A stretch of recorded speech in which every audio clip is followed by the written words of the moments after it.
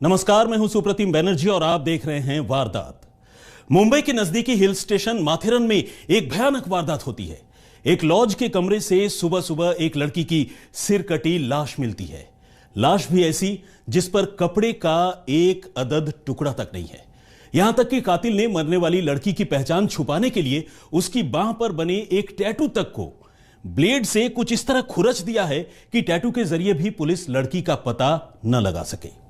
यह blind murder यकीनन माथेरन police के लिए अब तक की सबसे बड़ी चुनौती है, लेकिन इसके बावजूद कातिल की एक गलती इस मर्डर केस का राज फाश कर देती है।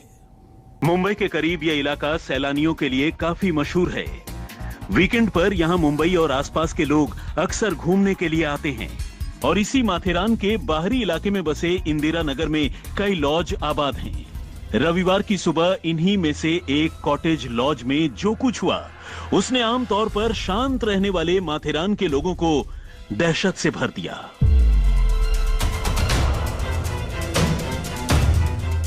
लॉज के एक कमरे में रविवार की सुबह बेड के नीचे एक लाश मिली। लाश की हालत ऐसी थी कि उसे देखते ही रोंगटे खड़े हो गए। ये एक लड़की की सिर कटी लाश थी और उस पर एक भी कपड़ा नहीं था। यहां तक कि कातिल ने लाश की बांह पर बने एक टैटू को भी ब्लेड जैसी किसी धारदार चीज से कुछ इस तरह खुरच दिया था कि उसे देखकर भी मरने वाली की पहचान करना मुश्किल हो जाए। कमरे में चारों तरफ फैला खून ये बताने के लिए काफी था कि इस लड़की का कत्ल भी इसी कमरे में हुआ है। मगर सवाल यह था कि आखिर ये लड़की कौन थी, यहां इस लॉज में किसके साथ आई थी, उसकी जान किसने ली। इस लड़की को इतनी दर्दनाक मौत देने के पीछे आखिर कातिल का मकसद क्या हो सकता था। लाश बरामद होने के साथ ही ऐसे कई सवाल पुलिस के लिए चुनौती बनकर सामने खड़े थे।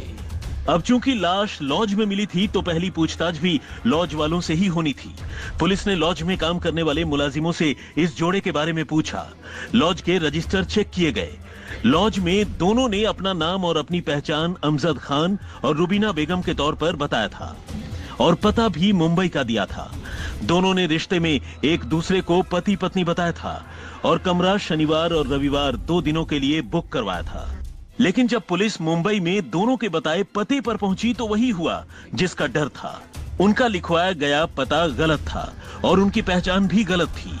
वहां न तो अमजद और रुबीना नाम का कोई रहता था और न ही वहां के लोग इस नाम के किसी को जानते थे। दिक्कत यह भी थी कि दोनों ने अपना कोई आई कार्ड तक इस लॉज में जमा नहीं करवाया था और लॉज के मुलाजिमों ने इस मामले में घनघोर लापरवाही बरती थी। अब पुलिस की सारी जांच टेक्निकल सर्विलांस पर जाकर टिक गई। लॉज से जिस लड़की की लाश मिली थी उसका न तो सिर था और न ही जिस्म पर कोई कपड़े थे। ऐसे में पुलिस के सामने सवाल यह था कि आखिर मरने वाली की पहचान करें तो कैसे करें। पुलिस ने लॉज और आसपास के सीसीटीवी कैमरों की जांच शुरू की। सीसीटीवी कैमरों में पुलिस को 2 ऐसी चीजें नजर आई जिससे मामले की तफ्तीश आगे बढ़ने की उम्मीद जगी। इनमें एक फुटेज में चेहरे पर मास्क लगाए एक लड़की की तस्वीरें कैद हुई थी, जबकि दूसरी तस्वीर रविवार सुबह की थी जब एक लड़का पीठ पर बैग लटकाए बड़ी तेजी से होटल से बाहर जाता हुआ दिखाई दे रहा था। अब पुलिस को लग रहा था कि यह तस्वीर पीड़ित लड़की की हो सकती है, जबकि लड़का कातिल हो सकता है। पुलिस अब नए सिरे से दोनों की पहचान पता करने के साथ साथ लड़के को ढूंढना शुरू करती है। अब पुलिस ने आसपास के इलाकों की कुछ और सीसीटीवी फुटेज की जांच शुरू की और इसी कोशिश में पुलिस को लड़का एक खास दिशा की तरफ जाता हुआ दिखा। ये एक सुनसान रास्ता था। पुलिस ने उस दिशा में जाकर इलाके की तलाशी लेने का फैसला किया ताकि आसपास अगर कोई सबूत मिले तो उसे बरामद कर लिया जाए। और तभी पुलिस की नजर रेलवे ट्रैक के पास करीब 250 फुट नीचे एक खाई में पड़ी ऐसी चीज पर गई कि वो चौंक उठी। ये एक पॉलिथीन का पैकेट था जिस पर खून के धब्बे साफ दिखाई दे रहे थे। अब पुलिस ने जैसे ही पॉलिथीन को कब्जे में लेकर उसकी जांच शुरू की तो उससे लड़की का कटा हुआ सिर बरामद हो गया।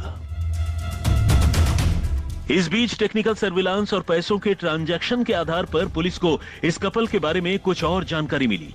पुलिस को खाई में फेंके गए सिर के पास एक लड़की का पर्स भी मिला जिसमें गोरेगांव के किसी डॉक्टर की लिखी एक पर्ची भी मौजूद थी। इससे साफ हुआ कि लड़की गोरेगांव की रहने वाली हो सकती है। इस तरह छोटी छोटी जानकारियां जुटाकर पुलिस ने आखिरकार दोनों की पहचान पता कर ली। लेकिन सवाल अब भी जस का तस था कि आखिर ऐसी क्या वजह थी कि लड़के ने लड़की का इतनी बेरहमी से कत्ल किया और सबूत मिटाने के लिए सिर काटकर उसे 250 फुट गहरी खाई में फेंक कर आया। पुलिस को पता चला कि शनिवार को लॉज में ठहरने वाले कपल का असली नाम राम सिलोचन पाल और पूनम पाल था। 30 साल का राम सिलोचन और 26 साल की पूनम दोनों पति पत्नी थे। राम सिलोचन जहां मुंबई के पास बेलापुर की एक आईटी फर्म में सॉफ्टवेयर इंजीनियर के तौर पर काम करता था, वहीं पूनम गोरेगांव में रहती थी और एक अस्पताल में नर्स का काम करती थी। दोनों की शादी इसी साल मई के महीने में हुई थी। दोनों ने 7 जन्मों तक साथ रहने की कस्में खाई थी, लेकिन 7 जन्म तो क्या 7 महीने भी पूरे नहीं हुए और पति ने अपने हाथ उसी के खून से रंग लिए जिसकी हाथों में उसके नाम की मेहंदी सजी थी। रायगढ़ जिले में माथेरान पुलिस स्टेशन में एक मर्डर का गुना दाखिल किया है। शनिवार की रात और रविवार की सुबह एक माथेरान में कॉटेज में एक महिला और उनके साथ एक युवक वहां पे रहने के लिए आए थे। रविवार की सुबह वो जो युवक आया था उसने वो महिला का गला चीरकर हत्या की है और सर धड़ से अलग किया था। धड़ उसने जो बेड था उसके नीचे छुपाया था और सर जो है सुबह वहाँ प्लास्टिक में उसको रैप करके सुबह अर्ली मॉर्निंग वहाँ से निकल गया और एक खाई में वो सर फेंक दिया था। पूरी इन्फॉर्मेशन के आधार पे, टेक्निकल इन्फॉर्मेशन के आधार पे आरोपी निष्पन्न हुआ है। ये जो आरोपी है उसको हमने अरेस्ट किया है। जो महिला का मर्डर किया है उसका ये पति है। मई महीने में उन दोनों की शादी हुई थी। ये पति जो है अपने पत्नी के ऊपर संशय ले रहा था, उसके ऊपर गुस्सा था। उस गुस्से के चलते उसने गला काट के अपनी पत्नी की हत्या की है। छानबीन के दौरान पुलिस को एक और बात पता चली।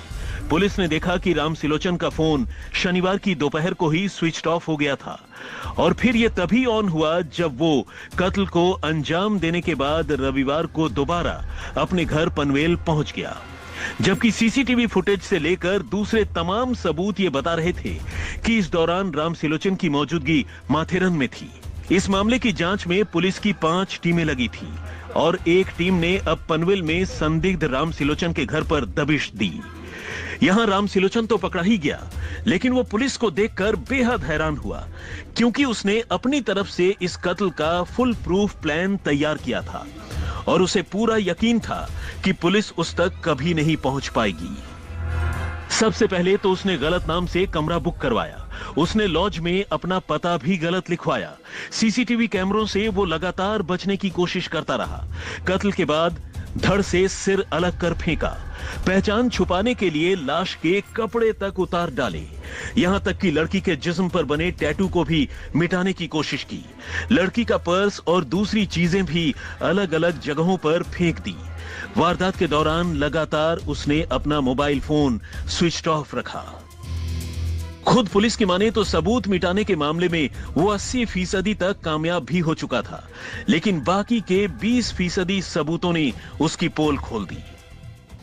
इस पूरे वारदात के दौरान अपना मोबाइल फोन भी आरोपी ने स्विच ऑफ ही रखा था और यही सारी वजह थी जिसकी वजह से पुलिस को कोई भी सबूत आरोपी के खिलाफ नहीं मिल रहा था। पुलिस इस पूरे मामले में क्लूलेस थी।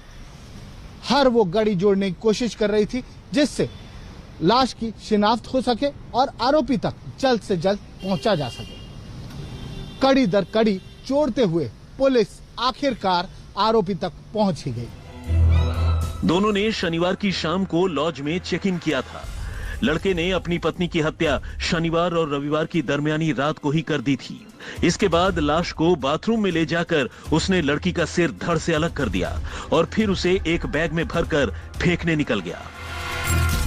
पुलिस की माने तो उसने अपनी बीवी के कत्ल की साजिश पहले ही रच ली थी और वो अपने साथ पॉलीथीन बैग्स और चाकू जैसी चीजें भी लेकर माथेरन पहुंचा था।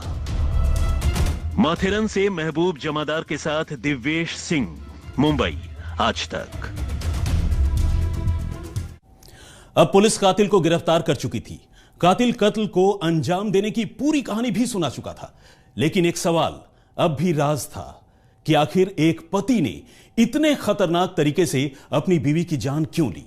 आपको यह भी बताएंगे बस इस ब्रेक के बाद।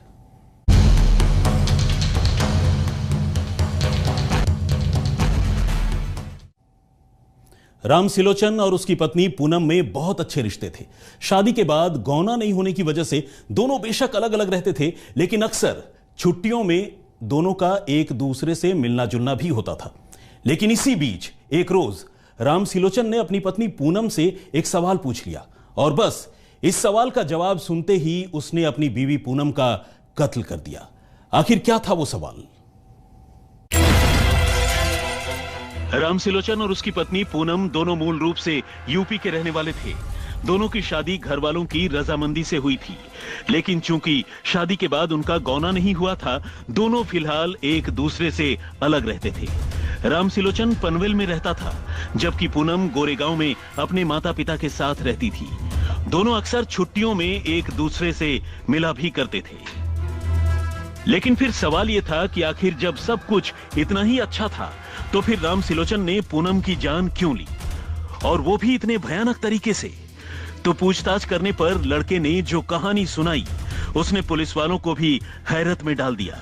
राम सिलोचन ने बताया कि उसकी बीवी थोड़ी फ्रैंक यानी आजाद ख्याल की थी, और ये बात उसे खटकती थी। एक रोज उसने बातों ही बातों में अपनी बीवी पूनम से ये पूछ लिया कि शादी से पहले उसकी किसी लड़के से दोस्ती थी या नहीं।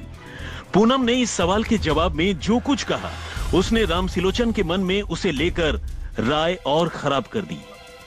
अब वो पूनम पर शक करने लगा, और इसी शक में उसने उसकी जान लेने का फैसला किया। लेकिन कत्ल करने से पहले लड़के ने लंबी रिसर्च की। अपनी तरफ से वो हर कोशिश की जिससे इस कत्ल का राज न खुल सके। और तो और इसके लिए उसने कई क्राइम थ्रिलर फिल्मों से लेकर क्राइम शोज तक देखे और सबूत मिटाने की पूरी तैयारी की।